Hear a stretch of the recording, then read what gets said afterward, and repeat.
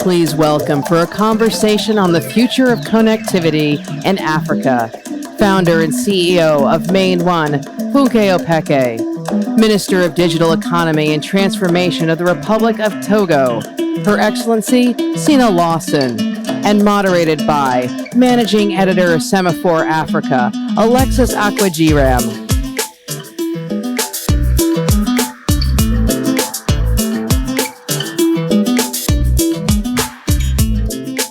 Well, thank you very much for the warm welcome. That's greatly appreciated. I wanted to start this conversation about connectivity by just looking at the nitty-gritty, the basics. So my first question is this: how can policymakers make it easier to build digital infrastructure? So first, can we start with the policymaker as minister? What are your thoughts, Cina? Hello, everyone.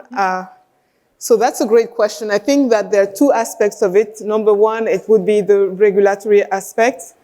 It's true that Togo is a small country, so in terms of regulations with regards to deploying infrastructure, they're pretty straightforward. But in many countries, you have to actually adapt the regulation to make it easier to invest and deploy infrastructure. So that would be the first answer. Then the other aspect is the financing aspect. And I think that this is where policymakers have also a role to play, because I do believe that we need to put money on the table to de-risk investment in infrastructure. So one thing that I think is very, very important for Africa for the years to come is to deploy fiber optics networks. And it's true that when we talk about fiber, and I'm not talking about the backbone, I'm talking about connecting households, then the issue of the business case becomes an important one. And in this particular area, I would recommend, and this is what we want to do in Togo, that we step in, put in some money on the table to be able to de-risk the investment so that, we have this connectivity. Okay, thank you. And I put the same question to you, Funke, and I'm saying this, and correct me if I'm wrong, but my thinking is, you're in private business, and you have to deal with the state government, the national government, maybe the tax collectors, and various other people, so you need a permit to lay cables. So from your perspective, what do you think policymakers need to do to make it easier?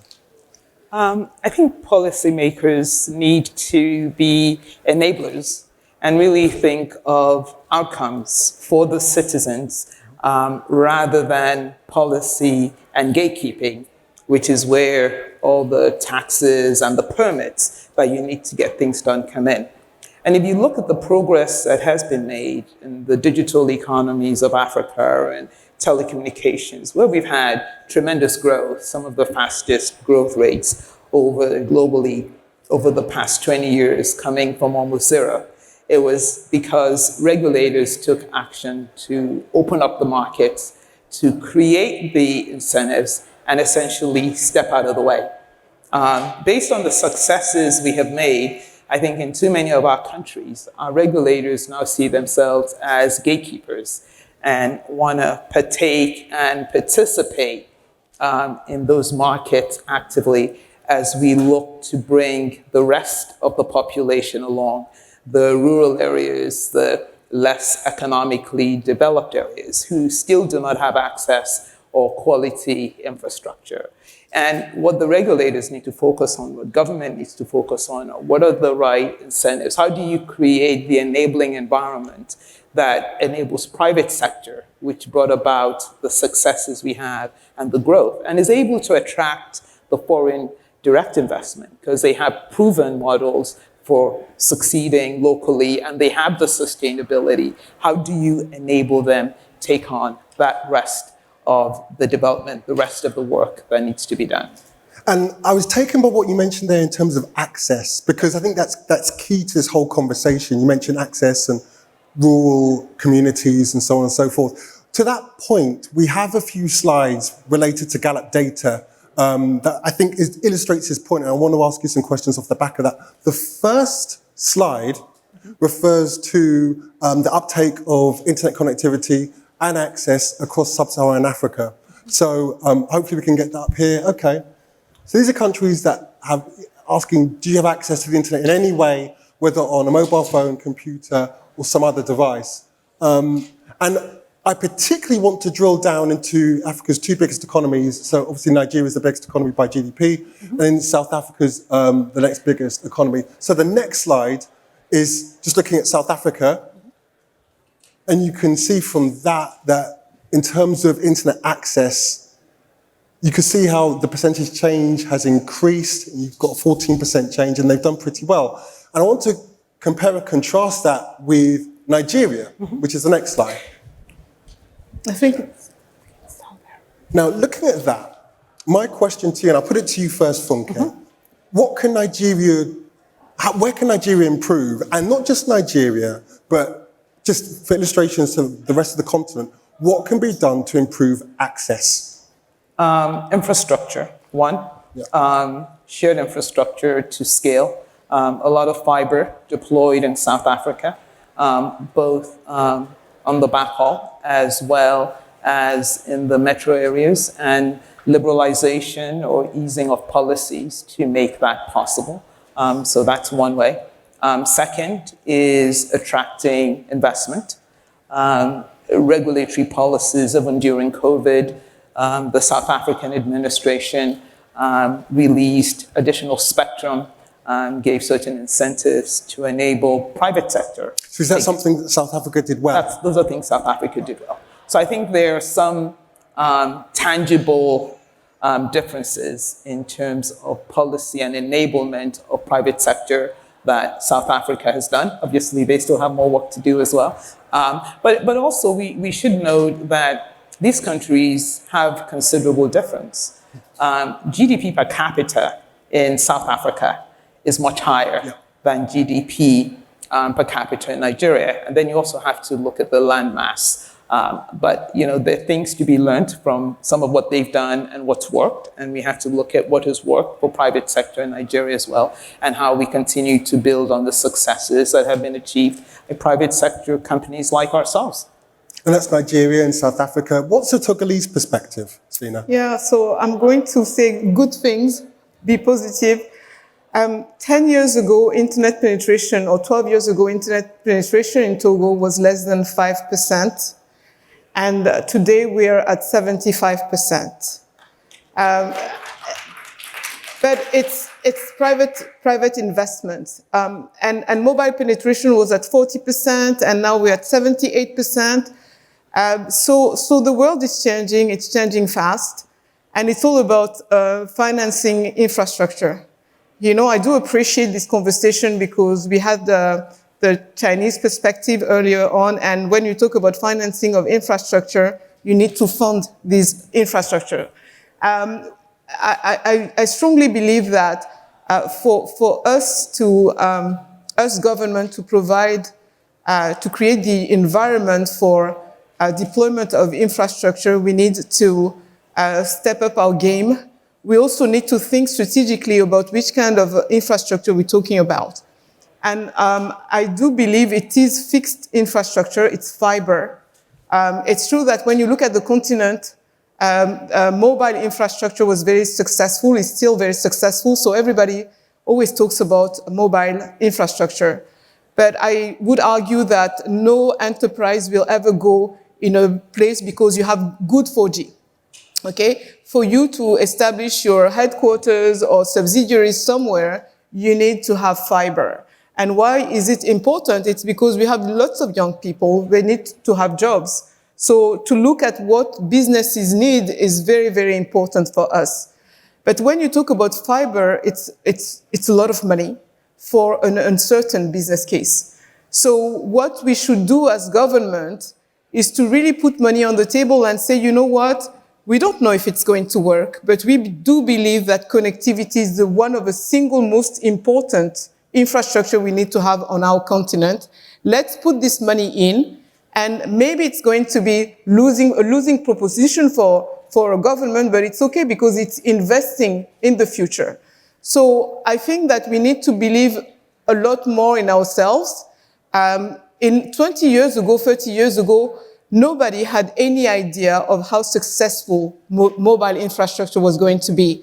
So I think that we are in 2022, 2023, having no idea of what the continent will be, what a connected continent will be. And I'm talking about very high-speed internet. So we just need to bet and say that if we were, if 50% of all households on the continent, and Togo is a small country, so it's easy for me to say 50%, 60% of households connected to the grid also were connected to very high-speed internet.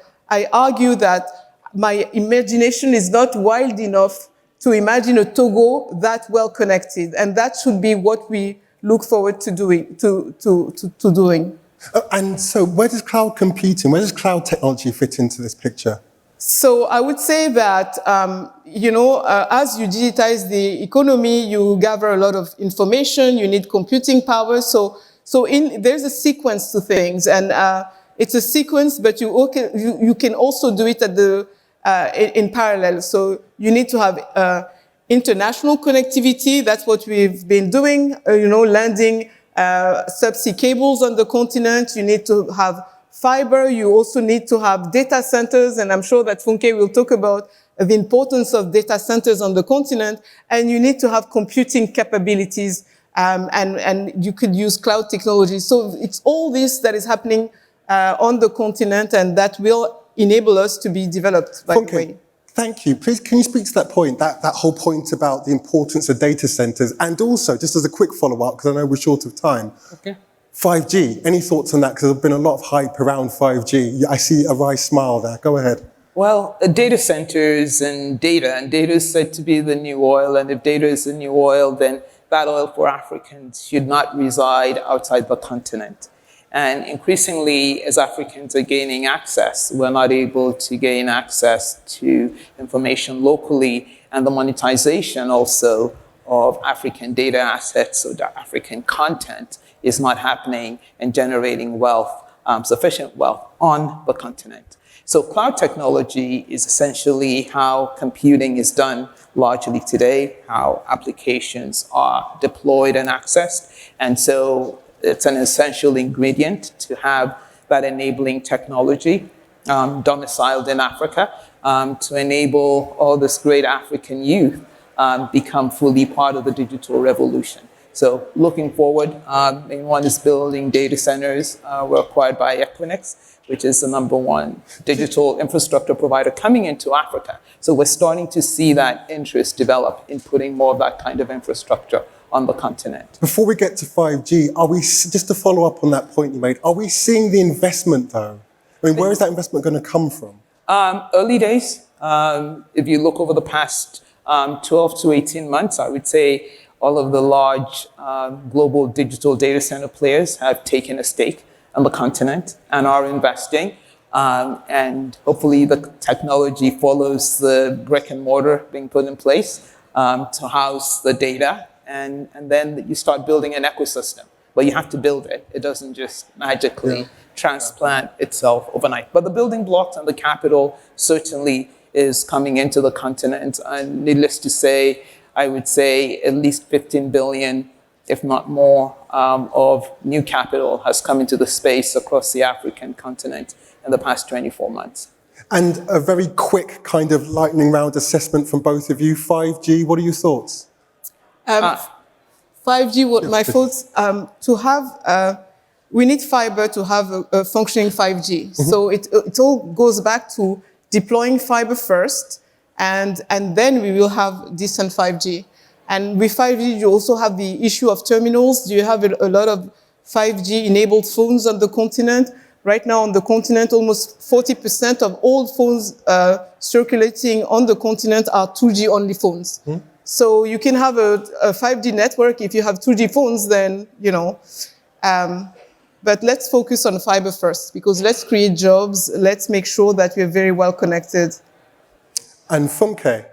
Absolutely agree with Cina that it is premature. 5G for most parts of the continent, where you have less than 30% of towers connected to fiber networks. And as we mentioned, 4G and smartphone penetration in the urban areas perhaps approaching 50%. and in rural areas, maybe 20% or below. We need to focus more on building out the existing 4G infrastructure, building out the fiber networks, focusing on digital literacy so adoption can be improved. And when we have that underlying infrastructure, we avoid creating another digital divide, because what we're doing is moving the digital divide that existed between Africa and the rest of the world. We're moving it to the continent, where the urban areas like Lagos, where we've widely deployed, and the coastal cities, the large cities, have more competitive infrastructure at affordable prices. And then you move out of those areas and it doesn't exist. Thank you so much for explaining that. Thank you both. Just to summarize then, I mean, essentially what we're talking about is fiber. I got that message loud and clear from both you. Fiber is important. Doing things in the right order and investment is crucially important. Thank you so much for your time, and please be kind enough to thank them.